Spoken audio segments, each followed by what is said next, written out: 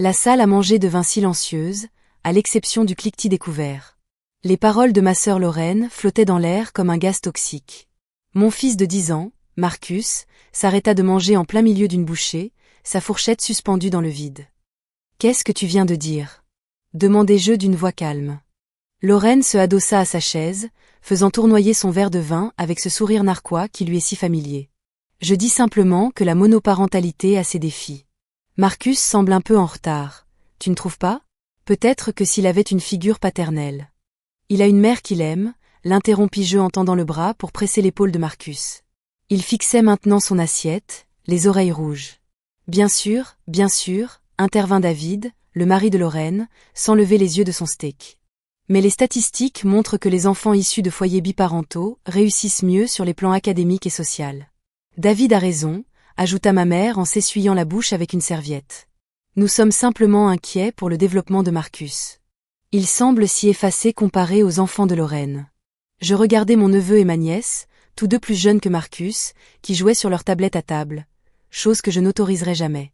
Mais apparemment, ils étaient le modèle absolu de l'éducation réussie.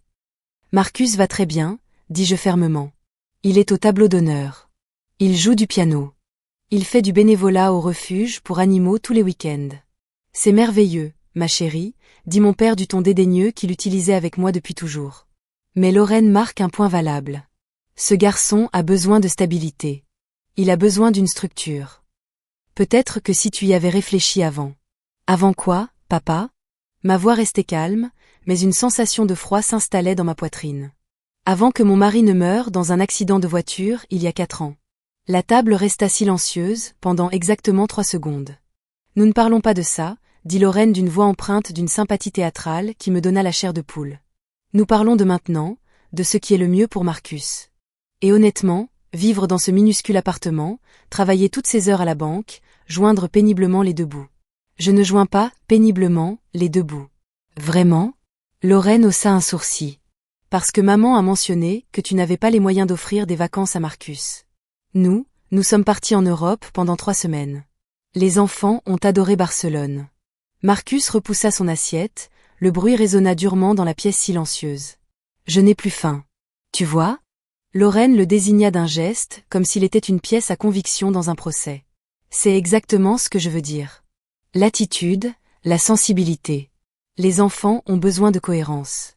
Ils ont besoin d'exemples de réussite. Ils ont besoin d'eux. J'ouvris mon sac et sortis le dossier Kraft que je transportais depuis 3 jours. Depuis que la banque m'avait informé de la saisie imminente, j'avais hésité à l'apporter ce soir.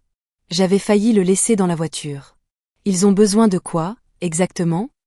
Demandai-je en posant le dossier sur la table. Lorraine y jeta à peine un œil. Ils ont besoin de voir à quoi ressemble un foyer stable. 2 parents, une belle maison, une sécurité financière. Jennifer, prévint ma mère. Lorraine essaie juste d'aider. Aider? Je souris, et j'eus l'impression que mon visage allait se briser. C'est ça, pour vous, aider? Ne sois pas mélodramatique, Jennifer. Nous sommes une famille. Nous avons le droit d'avoir des inquiétudes. Et très franchement, si tu ne peux pas supporter une petite critique constructive. Votre hypothèque est en retard de 3 mois, dis-je calmement en ouvrant le dossier. La banque a envoyé l'avis de saisie mardi dernier. Le verre de vin de Lorraine s'immobilisa. Quoi? Votre prêt immobilier. Je sortis le premier document, le faisant glisser sur la table. Celui pour cette magnifique maison de style colonial de 4 chambres dont tu aimes tant parler sur les réseaux sociaux. 3 mois de retard. Un total d'arriérés de 17 462 $. Le visage de David devint livide. Comment tu? Je travaille à la banque, David. Je ne suis pas guichetière. Je suis la responsable régionale des prêts. Depuis 2 ans. Mon père se pencha en avant. Jennifer, qu'est-ce que tu fais? Laisse-moi finir, papa. Ma voix restait stable, presque conversationnelle. Lorraine, tu veux expliquer à tout le monde pourquoi ton hypothèque est en retard de 3 mois? Où est-ce que je le fais? Les mains de Lorraine tremblaient, son verre de vin était oublié. Ce sont des informations privées. Tu ne peux pas simplement. David a perdu son emploi il y a 6 mois, continuai-je en sortant d'autres papiers. Il n'en a parlé à personne. Lorraine ne travaille pas parce que, comme elle aime tant me le rappeler, elle a choisi la famille plutôt que la carrière.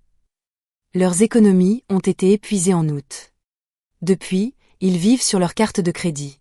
Ma mère eut un hoquet de surprise. Lorraine, est-ce que c'est vrai? C'est temporaire, dit Lorraine précipitamment, mais sa voix était fragile. David a des entretiens de prévus. Nous sommes juste dans une phase de transition. Vous êtes sur le point de perdre votre maison. Je détaillai le calendrier de la saisie. Vous avez 45 jours avant que la banque n'en prenne possession. Probablement moins, en réalité, puisque vous n'avez répondu à aucun de leurs avis. C'est cruel, dit mon père, le visage rouge. Exposer ainsi les affaires privées de ta sœur. Est-ce plus cruel que de se moquer de mon mari décédé? Demandai-je doucement. Plus cruel que de traiter mon fils de « cas social » devant toute la famille? Plus cruel que ces 4 dernières années de piques subtiles sur mon éducation, mon travail, ma vie? Le silence était désormais total. Je suis restée assise lors de ces dîners du dimanche à écouter Lorraine parler de sa vie parfaite, de sa maison parfaite, de son mariage parfait, continuai-je. J'ai regardé Marcus intérioriser chaque commentaire sur les parents célibataires, chaque insinuation disant qu'il vaut moins que les autres parce que son père est mort. J'ai souri malgré tout. Jennifer. Commença ma mère. Je n'ai pas fini. Je sortis une autre liasse de documents. Sais-tu qui a payé une partie de ton hypothèque, Lorraine? Au cours des 3 derniers mois? Les yeux de Lorraine s'agrandirent. Non. 1200 dollars par mois, dis-je. Transférés de mon compte au vôtre. Tu ne l'as probablement même pas remarqué parce que cela va directement à la société de crédit immobilier. Pourquoi aurais-tu fait ça? Bégaya David. Parce que vous êtes ma famille, répondis-je simplement. Parce que malgré tout, je ne voulais pas voir mon neveu et ma nièce perdre leur toit. Parce que je pensais que, peut-être, vous finiriez par arrêter de me traiter comme une ratée et que vous verriez que je m'en sortais très bien. Marcus me fixait maintenant, son expression mêlant confusion et quelque chose qui ressemblait à de la fierté. Mais voici le truc avec les virements bancaires. Je sortis le dernier document. Ils peuvent être annulés. J'ai appelé vendredi. Le dernier paiement que j'ai effectué est en cours d'annulation. Ce sera traité demain matin. Tu ne peux pas faire ça, chuchota Lorraine. C'est déjà fait. Je rangeai les papiers dans le dossier. Cela porte donc vos arriérés à 18 662 dollars. Somme due immédiatement, sinon la procédure de saisie continue. Mon père frappa du poing sur la table. C'est de la pure vengeance. C'est moi qui défends mon fils, dis-je, ma voix montant en fin d'un ton. C'est moi qui refuse de vous laisser le faire se sentir insignifiant plus longtemps. C'est moi qui vous rappelle à tous que je n'ai besoin ni de votre approbation, ni de vos conseils, ni de votre pitié. Nous essayons seulement d'aider, dit ma mère d'une voix faible. Non, vous essayez de vous sentir supérieur, dis-je en me levant et en entraînant Marcus avec moi. Il y a une différence. Le visage de Lorraine passa du blanc au rouge vif. Tu vas nous laisser perdre notre maison pour quelques remarques? Quelques remarques? Je ris, mais sans aucune trace d'humour. Lorraine, tu as passé 4 ans à faire en sorte que mon fils se sente inadéquat. 4 ans à insinuer qu'il est brisé, parce qu'il n'a pas de père. Sais-tu qu'il m'a demandé le mois dernier si c'était sa faute si son père était mort? Parce qu'il pensait avoir fait quelque chose de mal pour ne mériter que la moitié d'une famille. Ma mère porta la main à sa bouche. C'était tes mots, d'ailleurs, dis-je à Lorraine. Lors du déjeuner de Pâques. La moitié d'une famille. Marcus s'en est souvenu. Je ne voulais pas dire. Si, tu le voulais. Je ramassai mon sac. Tu pensais chaque mot, chaque insinuation, chaque petit commentaire arrogant sur mon minuscule appartement, mes longues heures de travail et ma vie bricolée avec les moyens du bord. Eh bien, voici de quoi réfléchir pendant que tu feras tes cartons. Je suis propriétaire de mon appartement, payé en totalité, sans hypothèque. Et ces longues heures? Je suis la plus jeune responsable régionale des prêts que la banque ait jamais eus. Mon salaire se chiffre à 6 chiffres. J'aurais pu acheter une maison 2 fois plus grande que la vôtre. Alors pourquoi? Commença David. Parce que je voulais que Marcus grandisse dans l'humilité, dis-je. Je voulais qu'il comprenne la valeur du travail, qu'il apprenne à gagner les choses par lui-même, à ne pas mesurer sa valeur à la taille de sa maison ou au prix de ses vêtements. Je voulais qu'il soit gentil, empathique et reconnaissant. Mais j'en ai fini de vous laisser confondre humilité et faiblesse. Je regardai mon père.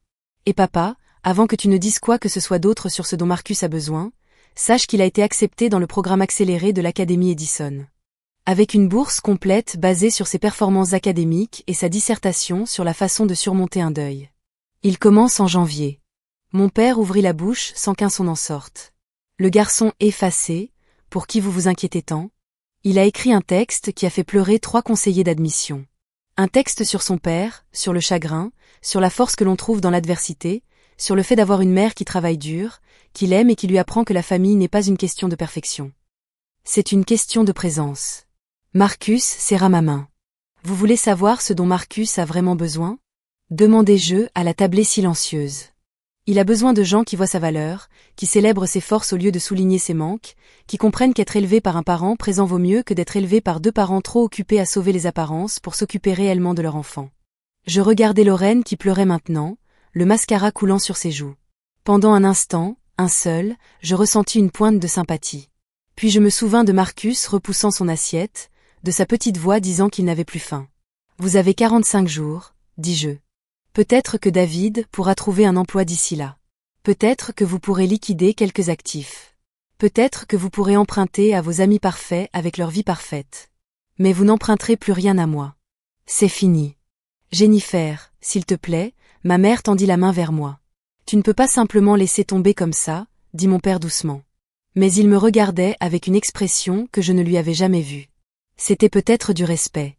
J'ai laissé tomber pendant 4 ans, papa, répondis-je. J'ai laissé passer chaque insulte, chaque insinuation, chaque jugement. J'ai laissé Marcus absorber votre déception à mon égard, votre pitié, votre condescendance.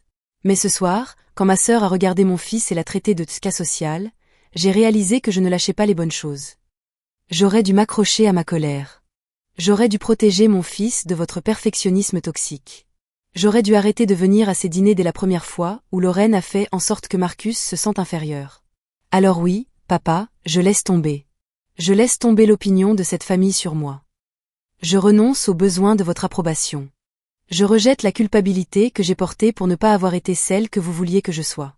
Je sortis mon téléphone et ouvris mon application bancaire, tournant l'écran vers Lorraine. Tu vois ça? C'est mon compte d'épargne. 230 000 $. Je pourrais rembourser ton hypothèque demain sans même m'en rendre compte, mais je ne le ferai pas, parce que mon fils me regarde et j'ai besoin qu'il voie qu'on ne récompense pas la cruauté par la gentillesse. On ne facilite pas la tâche des harceleurs, même s'ils sont de la famille. Nous ne sommes pas des harceleurs, sanglota Lorraine. Vous êtes pire, dis-je. Vous êtes des harceleurs qui pensent être serviables. C'est l'espèce la plus dangereuse. Je les regardai chacun une dernière fois. Mes parents, figés sur leur chaise.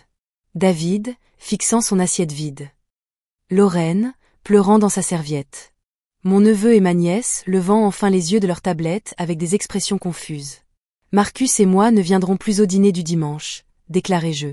Peut-être que lorsque vous aurez appris à traiter les gens avec un respect élémentaire, nous pourrons essayer à nouveau. Mais d'ici là, bon appétit.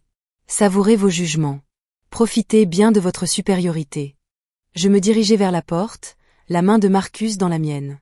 Jennifer, cria ma mère derrière nous. Tu fais une erreur. Je me retournai une dernière fois. Non, maman. L'erreur a été de laisser cela durer si longtemps. L'erreur a été de penser qu'être une famille signifiait accepter les mauvais traitements. L'erreur a été d'apprendre à mon fils que l'amour signifie tolérer les gens qui vous font vous sentir petit. Mais nous sommes une famille, chuchota-t-elle. La famille est censée vous élever, dis-je, pas vous démolir pour se sentir mieux dans sa peau. Alors que nous marchions vers la voiture, Marcus finit par parler. Maman? Oui, mon grand? C'était vraiment cool. Je ris, et j'eus l'impression que quelque chose se libérait enfin dans ma poitrine. Tu trouves? Ouais. Tu nous as défendus. Il marqua une pause. Mais maman, tu payais vraiment l'hypothèque de tante Lorraine? Oui. Pourquoi? Je déverrouillai la voiture et nous montâmes tous les deux. Parce que j'espérais qu'en l'aidant, elle finirait par voir que je n'étais pas la ratée qu'elle pensait. Qu'elle serait peut-être plus gentille. Mais elle ne l'a pas été. Non, elle ne l'a pas été. Je démarrai le moteur. Parfois, les gens ont besoin de se sentir supérieurs à quelqu'un d'autre pour se sentir bien dans leur peau. Et je me suis laissé être cette personne pendant trop longtemps. Est-ce qu'ils vont vraiment perdre leur maison? J'y réfléchis alors que nous sortions de l'allée. Probablement pas. Ton grand-père va les renflouer. Il le fait toujours. Alors pourquoi tu leur as dit tout ça? Parce qu'ils avaient besoin de connaître la vérité. Ils avaient besoin de savoir que leur jugement était basé sur des suppositions, pas sur la réalité. Et toi, tu avais besoin de voir que nous nous en sortons très bien, Marcus, mieux que bien. Il resta silencieux un moment. Je n'ai jamais pensé que j'étais un cas social. Mon cœur se serra.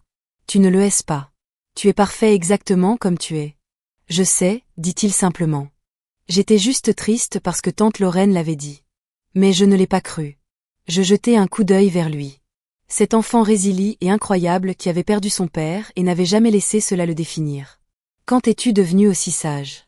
Il haussa les épaules. J'ai appris de toi. Nous rentrâmes à la maison dans un silence confortable, laissant derrière nous la maison parfaite, la famille parfaite, l'illusion parfaite. Mon téléphone commença à vibrer presque immédiatement. Des SMS de ma mère, de mon père, même de Lorraine. Je ne les regardais pas. Maman, dit Marcus alors que nous arrivions devant notre immeuble. Oui? On peut commander une pizza et regarder un film? Je souris. Absolument. Et maman? Je suis content qu'on soit juste tous les deux. Moi aussi, mon grand. Moi aussi. En montant vers notre petit appartement, je réalisais quelque chose. J'avais passé 4 ans à essayer de prouver que j'étais à la hauteur. Mais je l'avais été depuis le début.